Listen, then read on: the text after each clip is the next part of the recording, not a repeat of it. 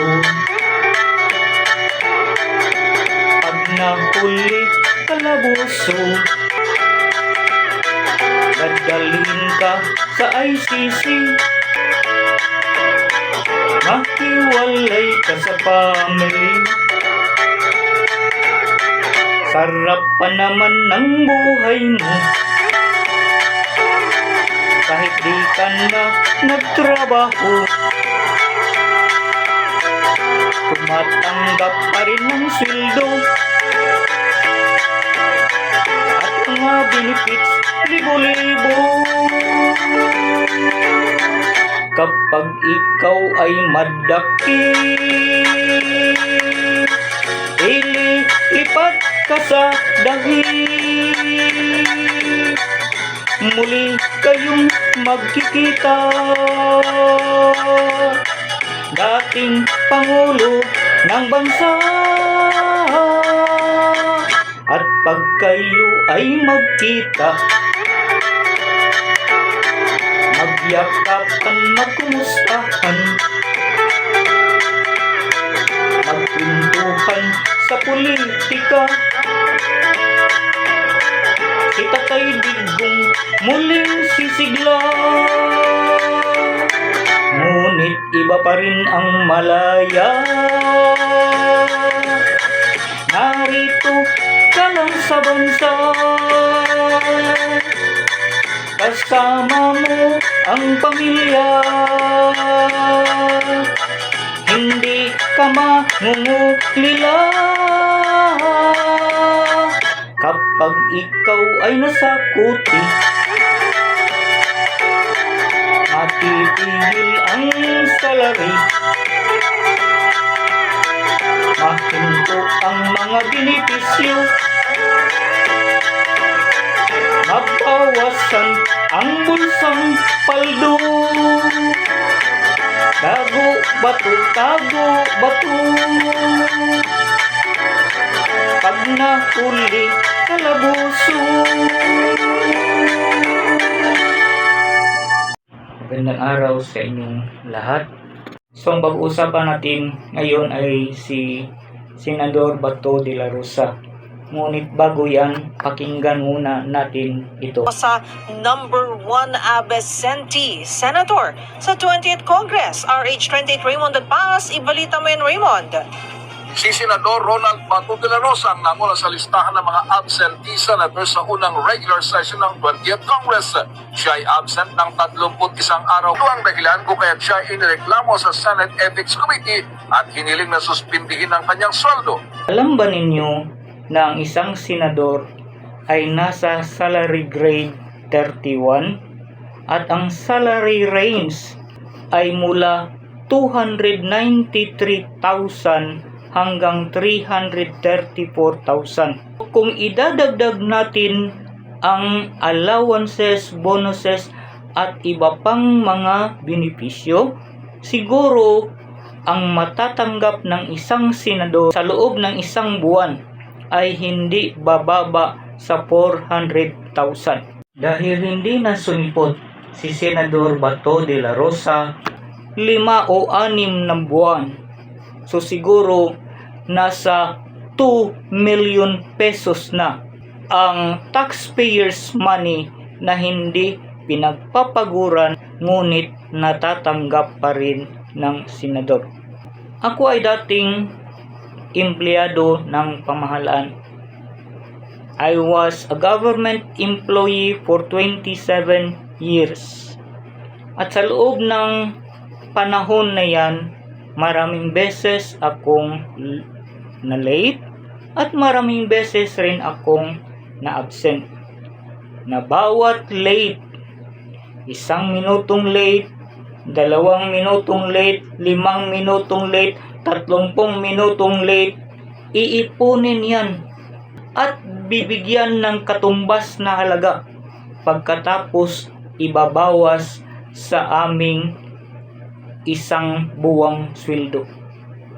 Maliban dyan, kung ang aming late ay aabot ng 10 sa loob ng isang buwan, tatanggap kami ng office memo requiring us to explain within 48 hours kung bakit umabot ng 10 late ng isang buwan. That is insofar as tardiness is concerned. Sa absences, 3 consecutive absences. Kailangan mo nang ipaliwanag kung bakit absent ka ng magkasunod-sunod sa loob ng isang buwan. Now remember, ang session day is different from a calendar day. Kung ang session day ay 3 calendar days o 4 na calendar days ang isang session day, so ilang araw lumiban si Senador Bato de la Rosa. Ngunit hindi ko sinisisi ang senador. Kung ako rin siguro ang nasa kalagayan niya, magtatago rin ako. Pero hindi rin ako tatanggap pa ng salary o allowances. Dahil that's unfair to other government employees. Ano sa palagay nyo?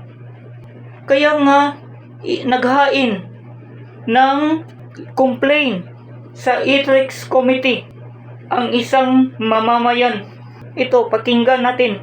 Pag-usapan na po ba kung paano yung no work, no pay sa mga senador? That we have to amend the rules itself kasi wala po sa rules ng Senate yung po tungkol sa no work, no pay. So, we have to amend the rules again about ito kasi you cannot find that particular any provision on no work, no pay in any of our rules or proposed inclusion of such provision, yung no work, no pay, and then we can make the necessary amendment.